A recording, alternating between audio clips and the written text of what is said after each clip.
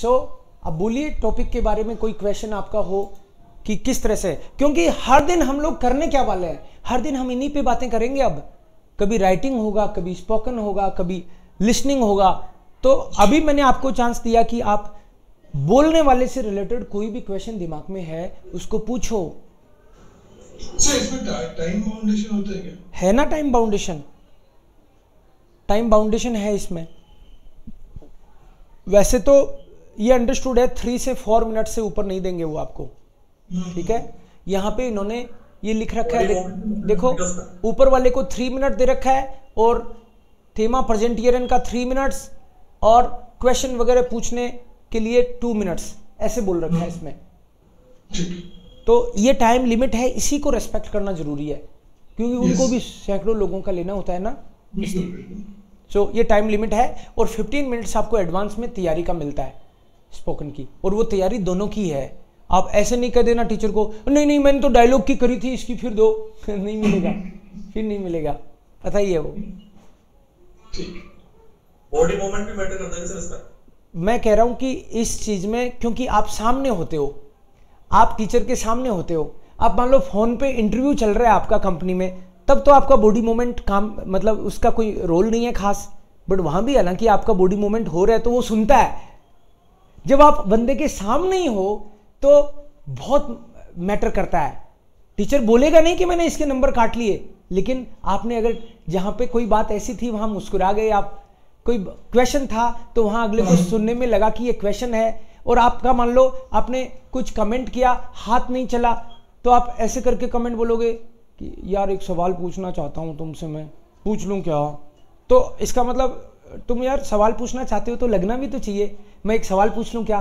तो हाथ भी तो आना चाहिए। मान लो किसी का अंगुली आएगी, हाथ आएगी, वो अलग बात है, लेकिन मोमेंट होना चाहिए क्योंकि हम मूर्तियां नहीं है, हम आदमी हैं। तो मोमेंट आंखों का, हाथों का ये दिखता है। तो इसमें बॉडी जेस्चर्स और फेशियल एक्सप्रेशंस भी मैटर करते हैं, उसी हिसाब से आप कम्युनिकेट कर पाते हो। अब मैंने बोला कम्युनिकेट कर पाते हो, देखो हाथ कैसे कर रहा हूं मैं, ये मैं सोच के नहीं किया था लेकिन अपने आप ही आ गया। तो ये चलना चाहिए, इससे स्मूथ रहता है, माहौल भी ठीक रहता है डायलॉग का, अगले को समझ में भी बेटर आता है कि आप यही कहना चाह रहे थे। कॉन्फिडेंट भी लगते हैं सर। हाँ कॉन्फिडेंट भी लगते हो आप। तो आप मुस्कुराने की जगह मुस्कुरा लोगे, कोई दिक्कत नहीं है, हंसने की जगह हंस भी लोगे तो कोई दिक्कत नहीं है। वो अति नहीं होनी चाहिए, बैलेंस चलना चाहिए, जैसा अपन नॉर्मल रहते हैं। जो लोग बहुत बार बोल चुके हैं ना वो नॉर्मल रह पाते हैं।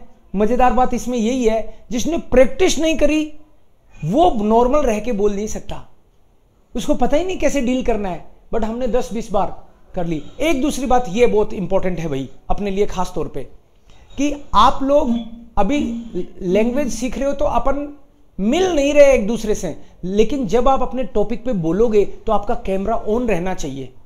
उससे क्या है, हमको दिखेगा कि बंदा टीप के तो नहीं बोल रहा है, एक बात तो यह, दूसरा कि कम्युनिकेट ढंग से कर रहा है कि नहीं है, यह भी पता चल जाएगा। ये जब आप बोल रहे हो तो एक तरह से आपका इंटरव्यू चल रहा है, पता चला आपने तो बनियान में ही बैठे हो जी और साथ में थाली रख रखी है और इधर बोल रहे हो हूं हाँ करके बीच में खा रहे हो, ये चलने वाला नहीं है। तो अपना कैमरा ऑन करके रखिएगा, ये मेरी आपको एक सलाह है बस। फिर भी कोई नहीं कहेगा कि नहीं मैं तो ऑफ रखूंगा तो कोई बात नहीं, लेकिन कोशिश करना आप जब जितना कर सकते हो उतना आप ऑन करके रखना। बाकी चीजों में चल गया बट बोलने वाले में तो खास तौर पे। और बताइए, और कम से कम वो मान लो जब आप बोल रहे हो तब, बाकी दूसरा बोल रहा है तो अपना कैमरा ऑफ कर लिया, कोई नहीं उसमें। और कोई क्वेश्चन?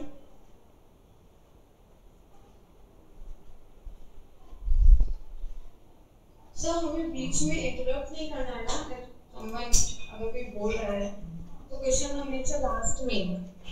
ये जब बिल्कुल सही क्वेश्चन है कि अगले को 3 मिनट मिले हुए हैं, आप उसके 3 मिनट में से थोड़ी डिस्टर्ब कर दोगे उसको ना, बीच में नहीं करना। आप उसको ध्यान से सुनो, उससे आपका ये भी पेशेंस भी दिखेगा कि आपने पहले पूरा उसको सुना है। आपने मान लो कि उसने यहां तक बोला और आपने बोला कि तुम कभी गए हो सकता है वो बोल देता वो चीज आगे, तो उसको पूरा 3 मिनट पहले सुनना है उसको। अब अगले को मान लो अगला 1.5 मिनट में ही खत्म हो गया तो नहीं कहना उसको 3 मिनट बोल पूरा। तो मतलब पहले उसको पूरा बोल देने दो, 1 मिनट 2 मिनट 3 मिनट, और टीचर अलाउ कर रहा है तो 4 मिनट बोलने दो, अपने क्या है। तो पहले वो पूरा बोलेगा और क्वेश्चन लास्ट में। यहां पे देखो क्या लिखा है, नाक ईरर प्रेजेंटेशन रियागिरन जी नाक, पहला वर्ड ही है नाक error presentation after your presentation, मतलब प्रेजेंटेशन खत्म हो गया तब। रियागिरन जी ऑफ द रुकमेल्डुंग und फ्रागन, उस पर रिएक्ट करो कि कैसा बोला गया, कुछ भी रिएक्ट करना है, कुछ कहना है उसको कि क्या जबरदस्त बोला आपने, मजा आ गया। अगर मजा आ जाए तो बता देना मजा आ गया, हिंदी में मत बता देना बस कि मजा आ गया, बहुत अच्छा बोले आप। और ये वाला पॉइंट तो मुझे बहुत ही बढ़िया लगा। कोई पॉइंट बढ़िया लगे तो नोट कर लो, तो अगला टीचर भी देखेगा कितना ध्यान से सुना, देखो पॉइंट भी याद रहा है इसको। तो ये बहुत ही बढ़िया था। और लेकिन मेरे 2 क्वेश्चन है, पहले ये और फिर क्वेश्चन बोलो अपना। देखो यहाँ पे नीचे और भी पढ़ लेते हैं अपन। गेबन जी ihre Rückmeldung zu Präsentation ihres Partners zum Beispiel wie ihnen die Präsentation gefallen hat, आपको कैसा लगा, ये कितना पसंद आया। Was für sie neu oder besonders interessant war, क्या चीज आपके लिए नई थी और बहुत ही इंटरेस्टिंग थी। Stellen Sie auch eine Frage zur Präsentation, एक क्वेश्चन पूछो, फिर मौका मिले तो एक और पूछो, ठीक है। जनरली एक क्वेश्चन आप पूछते हो, एक टीचर पूछता है, और आप 2 पूछ सकते हो तो 2 पूछो, मैं ये बोलूंगा। ये आपका 3rd टाइल भी यही हो गया बस।